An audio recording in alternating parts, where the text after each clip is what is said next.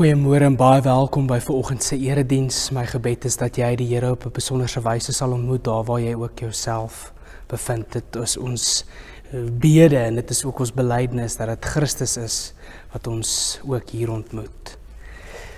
Ek groet jou met hierdie woorde: die Here ons herder sorg vir julle, lei julle in sy beskermende hand is om julle. Hy wat sy lewe vir ons aflê, genade en vrede vir jou van God die Vader en van die Seun en van die Gees. Hierdie God verwelkom jou.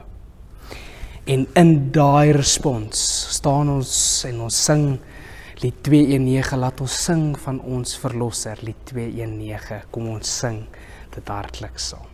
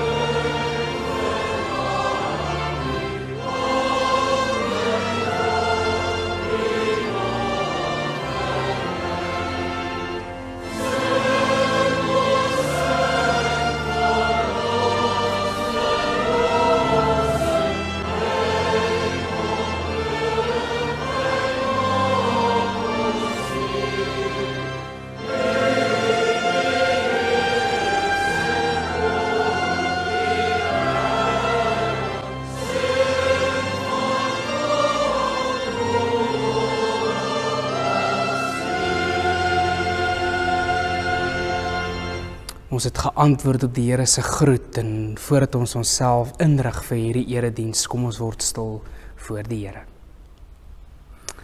Here, ons as u kinders kom in afhanklikheid voor u en ons vra Here dat u ons op so 'n wyse sal ontmoet vanoggend in hierdie erediens, dat u ons tot ons hart sal spreek, die taal van ons hart sal praat en ons sal ontmoet op die plek waar ons onsself ook bevind. Here, wil u die woord breek, wil u gee dat ons fyn ingestel sal wees op dit wat die Gees ook in ons binneste losmaak. Mag ons diep bewus wees van dit wat u ook in ons kom bewerk. Here, Alberton Wes en u dienaars sê Spreek, Here, want u kinders luister. Amen. Vanoggend se tema is die stem van die goeie getroue herder. En Psalm 117 wat hierdie 2 verse echo aan die trou van die Here is daar geen einde nie. Die liefde van die Here is sterk. Aan die trou van die Here is daar geen einde nie. En wanneer jy Psalm 23 lees of die verhaal Johannes 10 van die goeie herder, dan kom hier beelde van kalmte en vrede in Jesus wat vir ons 'n herder is. Maar wanneer die agtergrond van hierdie teksgedeelte in Johannes 10 lyk iets wat anders. Dit lyk eintlik nogals gewelddadig, dit lyk eintlik onheilspellend. Want Jesus is hier besig net in die hoofstuk daarvoor, klein bietjie agtergrond voordat ons na die teksgedeelte toe gaan. Genees hy 'n man wat blind gebore is op die Sabbat, en die Fariseërs is ongelooflik kwaad en hulle probeer om vir Jesus in 'n hoek kry. Hulle omring hom en hulle ondervra hom. Hulle het eers die man ondervra. 'n Man wat sy hele lewe lank uit die sinagoge uitgeban was. En nou dat hy weer kan sien en rein is, volgens hulle reëls, nou word hy, omdat hy op die Sabbat genees word hy ondervra. En moet hy aan al hierdie eise en vra gehoor gee en daarop antwoord. En Jesus in hierdie gedeelte in Johannes 10 dieselfde gebeur met hom. En dit is so dat ons sien dat die herderskap van die wêreld waarin Jesus opdaag heel anders te lyk as die herderskap wat hy ook kom bring. En dan lees ons lees 'n interessante gedeelte in hierdie teks raak dat dit plaasvind in die tyd van die tempelwyding. Nou, dit is die tempelwyding fees, die Jode vier dit tot vandag toe, en dit staan bekend as die fees van die ligte of Hanukkah, verwys na in die Makabeerboeke, Judas die Makabeer, wat wanneer Epiphanes die tempel ontreinig, wat hy dit weer reinig, en tot vandag toe Jode wat Hanukkah vier. En dan wanneer hulle dit vier, dan lees hulle Esegiel 34. En ons gaan by daai teksgedeelte vir 'n oomblik stil staan en dit lees. Hanukkah vind plaas net hier voor Kersfees, gewoonlik November, Desember. Hou dit bietjie dop as jy in die winkels beweeg, en ek wonder of jy al gewonder het wat dit behels. So teen hierdie agtergrond lees ons lees Esegiel 34 vers 2 tot 10, en om iets te verstaan van hoe dit gelyk het, hoe dit lyk, hoe hulle herderskap lyk. Esegiel die profeet skryf en hy sê, die woord van die Here het tot my gekom, mens tree op as profeet teen die herders van Israel, tree op as profeet en sê vir hulle, vir die herders, so sê die Here my God, ellende wag vir die herders van Israel, wat net vir hulle self sorg. Moet herders dan nie vir die kleinvee sorg nie? Julle drink die melk, julle maak vir julle klere van die wol, julle slag die vetste kleinvee, maar julle sorg nie vir die kleinvee nie. Julle het die swakkes nie gehelp nie, julle het die siekes nie gedokter nie. Julle het nie die wonde van die wat seer gekry het versorg nie. Julle het nie die wat weggedwaal het teruggebring nie. Julle het nie die wat weggeraak het gesoek nie. Julle was harde en wrede regeerders, die kleinvee was sonder herder en het verstrooi geraak. En toe hulle verstrooi raak, word hulle prooi vir roofdiere. My kleinvee het rondgedwaal oor al die berge en oor al die hoë heuwels. Hulle het verstrooi geraak oor die hele aarde en niemand het hulle gesoek of na hulle gevra nie. Daarom herders, hoor die woord van die Here. My kleinvee is uitgelewer en het die prooi van enige wilde dier geword. Hulle is sonder herder, sonder iemand wat na hulle soek. Die herders het vir hulle self gesorg en nie vir hulle kleinvee nie. So seker as ek leef, sê die Here my God, ek sal die herders straf. Hoor die woord van die Here, herders. So sê die Here my God, ek gaan optree teen die herders. Ek eis my kleinvee van hulle terug. Ek maak 'n eind daaraan dat hulle die kleinvee se herders is. Hulle sal nie herders bly net om vir hulle self te sorg nie. Ek sal my kleinvee red en hulle nie deur die herders laat opeet nie. Ek sal self my kleinvee se herder wees, so sê die Here my God. Ek sal self my kleinvee soek en na hulle omsien, soos 'n herder omsien na die kleinvee wat uit sy trop verstrooi raak. So sal ek omsien na my kleinvee en hulle red uit al die plekke waarin hulle verstrooi is op daardie donker oordeelsdag. Nou hierdie is die teksgedeelte wat die agtergrond is ook vir hierdie fees. Jode wat op hierdie feesdag ook hierdie teksgedeelte lees. En ons gaan nou Johannes 10 ons teksgedeelte lees en jy moet jouself indink, Jesus is besig om die pilaargang van Salomo se tempel te loop en dit is baie koud en dit is daar waar die fees gevier word en is in 'n beskutte deel van die tempel. En verbeel jouself hoe Jesus daar sit, hoe hierdie teks gelees word en by homself dink, wat gaan hier aan, wat maak julle? Ek het 'n ander herderskap wat ek wil aanbied. En ons gaan in die teks sien hoe hulle hom omring, en as ons lees in hierdie konteks dat hulle hom omring, dan is dit nie 'n voorspel, dit is nie iets goeds nie. Dit is nie goed dat hulle hom omring nie. Ek lees graag vir ons Johannes 10, ek lees vanaf vers 11. Ek is die goeie herder lê sy lewe af vir die skape. 'n Huurling is geen herder nie, en dit is nie sy eie skape nie. As hy 'n wolf sien kom, los hy die skape en hardloop weg. En die wolf vang die skape en jaag die trop uitmekaar. Hy is 'n huurling en hy bekommer hom nie oor die skape nie. Ek is die goeie herder. Ek ken my skape en my skape ken my. En net soos die Vader my ken en ek die Vader ken en ek lê my lewe af vir die skape. Ek het nog ander skape wat nie van hierdie kraal is nie. Ek moet hulle ook lei. Hulle sal na my stem luister en hulle sal een kudde wees met een herder. Die Vader het my lief omdat ek my lewe aflê om dit weer op te neem. Niemand neem dit van my af nie, maar ek lê dit uit my eie af. Ek het die volmag om dit af te lê en ek het die volmag om dit weer op te neem. Dit is die opdrag wat ek van die Vader ontvang het. Daar het toe verdeeldheid onder die Jode gekom oor hierdie woorde. Baie van hulle het gesê, hy is van die duiwel besete, hy is mal. En hoekom luister julle nog na hom? Ander het gesê, dit is nie die woorde van 'n besetene nie, 'n duiwel kan tog nie blindes se oë genees nie. En dit is daardie tyd van die fees van die tempelwyding in Jerusalem, en dit was winter. Jesus het in die tempel in die pilaargang van Salomo geloop, en die Jode het daar om hom saamgedrom en vir hom gesê, hoe lank gaan u ons nog in die duisternis of in onsekerheid hou? As u die Christus is, sê dit reguit vir ons. En Jesus antwoord hulle toe, ek het dit vir julle gesê, en tog glo julle nie. Die dade wat ek in die naam van my Vader doen, bewys wie ek is. Maar julle glo nie, omdat julle nie van my skape is nie. My skape luister na my stem, ek ken hulle en hulle volg my. Ek gee hulle die ewige lewe en hulle sal in alle ewigheid nooit verlore gaan nie. Niemand sal hulle uit my hand uitruk nie. Die wat my Vader vir my gegee het, is die belangrikste van almal en niemand kan hulle uit die hand van die Vader ruk nie. Ek en die Vader is een.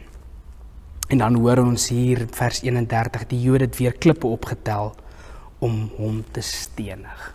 Hulle was gereed om vir Jesus te stenig. Heel waarskynlik omdat hy praat van 'n herderskap. Hy sê eintlik, ek gaan julle herderskap, ek gaan my kleinvee terugneem. Julle het nie na hulle omgesien nie, julle het net na julle self omgesien. Julle het hulle nie gesoek nie, julle het hulle nie versorg nie. Julle het nie as hulle weggeraak het of verdwaal het, hulle gaan haal nie. Julle het net na julle self en julle eie belange omgesien. En dit is eintlik nie net dat hy die blinde man genees nie, maar dat hy amper hulle aanspreek en sê, maar julle is nie wie julle veronderstel is om te wees nie, dat hulle hom wil stenig.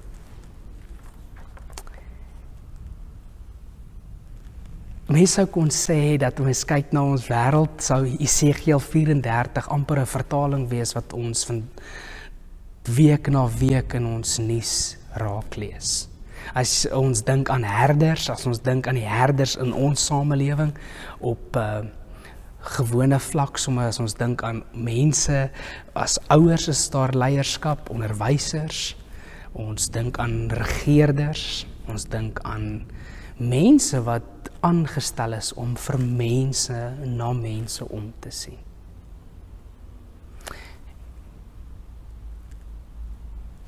En Esegiel 34 sou net sowel 'n vertaling kon wees van dit wat ons herders van ons tyd met ons mense maak. Dat 'n mens amper partykeer in opstand wil kom teenoor die herders van ons tyd. Nou hoor jy, as jy in die klaskamers is van skole, dan hoor jy by onderwysers hoe kinders maak en hoe ouers optree. Ouers wat veronderstel is om leiers te wees in hulle huisgesinne.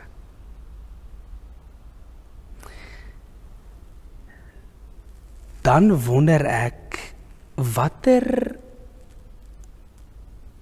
tipe leierskap is aan die orde van die dag? Watter leierskap speel af in ons samelewing?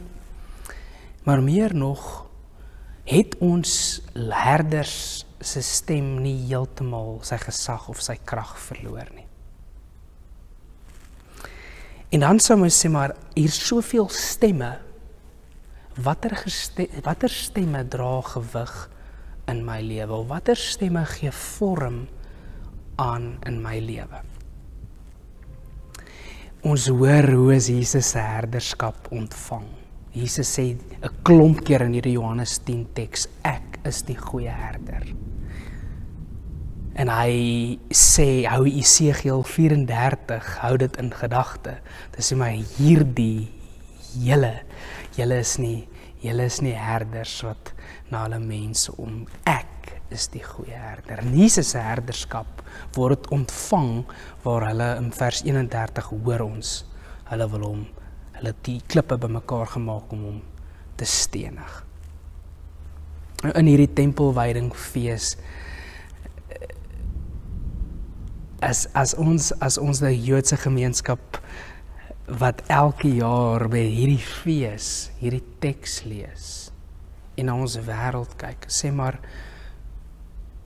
hoe is dit sinoniem met dit wat in ons wêreld gebeur? Ons sien dat Jesus sê, maar die herders van daardie tyd, dit is ook hoe hulle opgetree het. En dan kan mens ook dalk die vraag vra, maar het ons herders ook nie iewers dalk die pad totaal en al byster geraak? Het ons herders nie totaal en al eintlik begin word wat Esegiel 34 van praat nie? Ons is baie goed bekend met herders wat net na hulle self omsien. Wat eintlik die weerloses het die prooi vir die wilde diere geword. En Jesus se herderskap, hy verwys daarna, hy sê in vers 14, daar kom 'n wolf, 'n huurling is geen herder nie. As daar gevaar kom, hardloop hy weg en die wolf of die bedreiging jaag die hele trop uitmekaar. Maar ek is die goeie herder. Ek lê my lewe af vir my skape. Ek betaal die prys. Ek het die koste bereken, ek lê my lewe vir my skape af. En dan sê ek, doen nie net dit nie. Ek gee vir hulle 'n lewe. Johannes 10 vers 10 sê maar 'n lewe in oorvloed. Ek gee hulle 'n lewe en dit in oorvloed. En hierso sien ons in vers 28, ek gee hulle die ewige lewe. En hulle wat in my is, my kinders, hulle sal nooit verlore gaan nie. Ek gee hulle die ewige lewe en hulle sal in alle ewigheid nooit verlore gaan nie. Niemand sal hulle uit my hand kan ruk nie. Niemand sal hulle uit my hand kan ruk nie. Die vraag is, hoe is ons herders, leiers, maar meer nog, hoe is ons ook sy skape? Het ons miskien nie dalk ons ore uitgeleen na klompstemme en herderskap en gesag en leierskap aan mense toegedig en agter hulle begin aanloop, wyl ons eintlik die goeie herder het wat ons innooi in hierdie verhouding. Hoe lyk dit wanneer ons die goeie herder se stem hoor en dit volg? En hoe lyk dit wanneer ons herders is wat gebou is op die fondasie van Jesus se herderskap?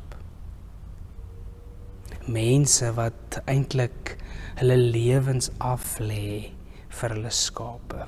Mense wat die prys betaal, mense wat omgee, mense wat hulle self amper prys gee, sodat die mense weer hulle lei nie onder sal gaan nie.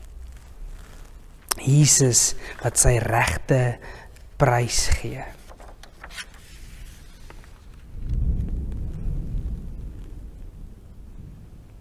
Word ons leiers wat in die spore van geregtigheid loop, wat agter die goeie herder aanloop en sê, maar dit is die herder, dit is die leiers wat ons wil wees.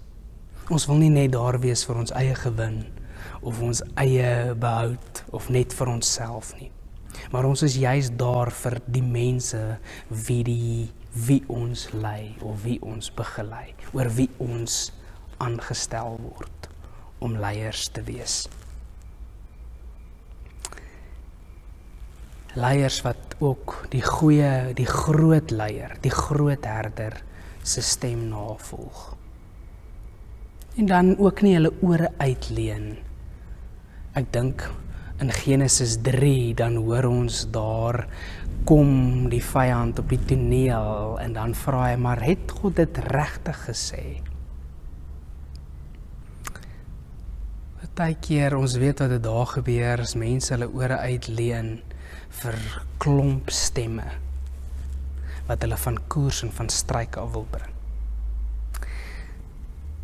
Maar ek en jy word genooi om te luister na die stem van die goeie herder, wat ons nooit wat nooit sal toelaat dat ons uit sy hand uitgeruk word of dat ons verlore gaan nie. Hy sê, omdat julle my skape is, my skape ken my en hulle volg my. En hulle luister na my stem. Ek wonder hoe sal dit lyk wanneer ons as 'n gemeente aan die einde van elke week vra, waar het ons die stem van die goeie herder gehoor en waar het ons gevolg? Elke een van ons word elke dag voortdurend deur hierdie goeie herder geroep om hom te volg, om sy stem te hoor. Om nie ons ore uit te leen vir leuns nie. Ek dink sommer Henry Nouwen hy skryf hierdie gedeelte, hy sê, many voices ask for our attention, and there is a voice that says, prove that you are a good person. Another voice says, you'd better be ashamed of yourself. There's also a voice that says, nobody really cares about you. And one that says, be sure to become successful and popular and powerful. But underneath all these often very noisy voices is a still small voice that says, you are my beloved and my favor rests on you. That's the voice we need most of all to hear. To hear that voice, however, requires special effort. It requires solitude, silence, and a strong determination to listen. That's what prayer is. It is listening to the voice that calls us, my beloved. Die goeie getroue herder wat jou roep en sê, jy is my geliefde. Mag ons na daai stem luister, mag daai stem ons omhels. Mag ons ook die herderskap van Jesus neem, ons wat herders is, ons wat leiers is. Mag ons verdraaide siening van wat leierskap of wat herderskap is, laat gaan en sê, hier is die ware herderskap. Dit is hoe 'n herderskap lyk wat die wêreld vir ewig sal verander. En dan, hoe lyk dit wanneer mense agter die herder aanstap? Mense wat weer in gesagsposisies is, wat daar is juis vir die mense wat hulle lei en begelei. Mag die Here vir my en vir jou ontmoet. Waar los ek jou? Ek los jou dalk met hierdie vraag. Waar of hoe klink die stem van die goeie herder? Waarheen roep hy jou na? Na wat toe roep hierdie goeie herder jou na? Amen.